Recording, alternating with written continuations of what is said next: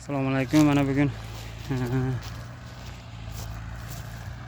2025-yil 9-noyabr. Xudo xolasa mana shu 35 yillik uzum bog'larimizni yangi zamonaviy bog' qilish maqsadida qaytadan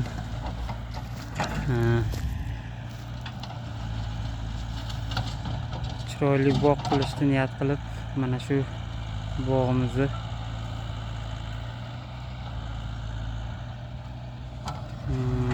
o'tlardan tozalayapmiz. Eski zantoklardan tozalayapmiz. Xudo xolasa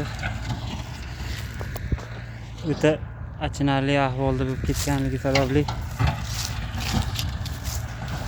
o'zimiz o'sha hozir yangi zamonaviy eksport bob navlardan yetishtirish maqsadimiz bor. Xudo xolasa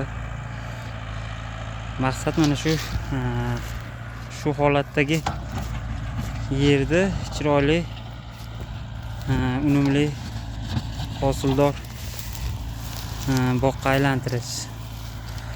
Bu yerlarda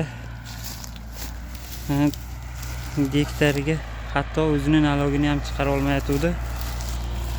Mana shu yil mana shu 90 joydan 12 yashik uzum olindi xolos. Shuni ko'rib bilib maqsad qildim, yangi bog' qilaman deb. Xudo xolasa buni chiroyli takomillashtiramiz inshaalloh. Qaranglarda ahvolini, bu yerda hosil olib bo'lamiz. O'tma shu darajadaki endi o'ta achinarli-da. Ishlab bo'lmaydi bu yerda.